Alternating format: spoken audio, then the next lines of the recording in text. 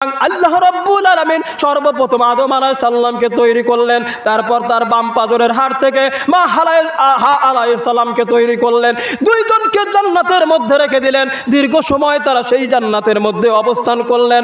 এরপর আল্লাহ রাব্বুল আলামিন তাদেরকে বলে দিলেন, তোমরা এই জান্নাতের মধ্যে যেখানে ইচ্ছে সেখানে যাবা, যা ইচ্ছা তোমাদের মন চাই তোমরা ঘুরে বেড়াবা, যা ইচ্ছা তোমাদের খাবার ইচ্ছা খাইবা, তবে একটা গাছ দেখা দিয়া আল্লাহ রাব্বুল আলামিন বললেন, ওই গাছের নিকটে যেও না, লা তাকরাবাস হাযিহি শাজারা ফাতাকুনা মিনাজ জালিমিন। যদি তোমরা সেই গাছের সামনে চলে যাও, ওই গাছের ফল তোমরা ভক্ষণ করো, তাহলে তোমরা জালিমদের অন্তর্ভুক্ত হয়ে যাবে। জোরে কন নাউযুবিল্লাহ।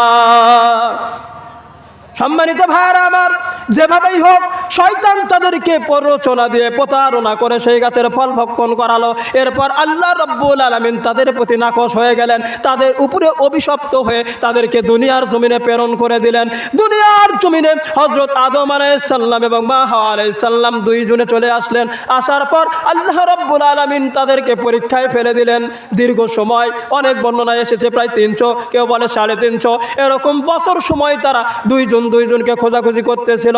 সর্বশেষ আল্লাহ রাব্বুল আলামিন যখন তাদের তওবা কবুল করেছিলেন, এক পর্যায়ে সেই আরাফাতের ময়দানে হযরত আদম আলাইহিস সালাম এবং মা হাওয়া আলাইহিস সালামের মিলন হয়েছিল। সুবহানাল্লাহ।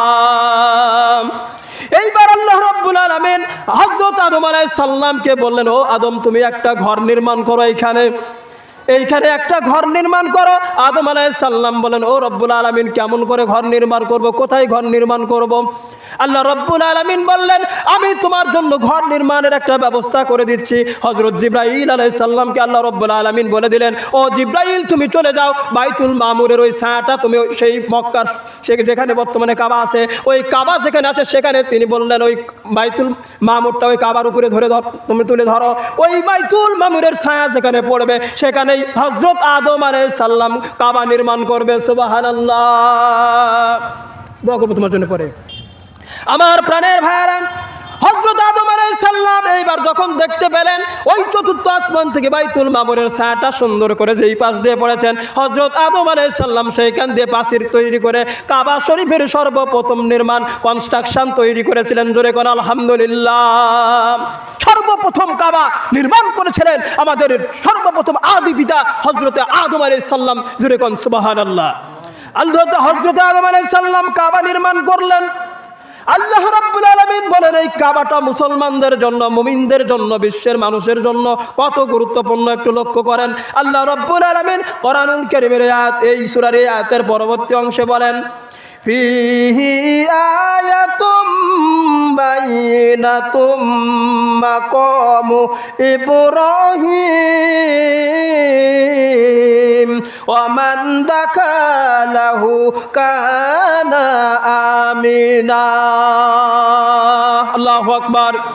আল্লাহ রাব্বুল আলামিন বলেন, এই যে কাবা শরীফটা হযরত আদম আলাইহিস সালাম সর্বপ্রথম নির্মাণ করেছেন, এই কাবা শরীফটা, এই যে মক্কা, এই যে আল্লাহ রাব্বুল আলামিন বলেন খানে কাবা, হারাম শরীফ, এই হারাম শরীফের ভিতরে অনেক সুস্পষ্ট নিদর্শন রয়েছে, অনেক বহু নিদর্শন আল্লাহ পাক বলছেন আমি মানব জাতির জন্য এই কাবার মধ্যে সুস্পষ্ট করে রেখে দিয়েছি। চিৎকার দিয়ে বলেন আল্লাহু আকবার।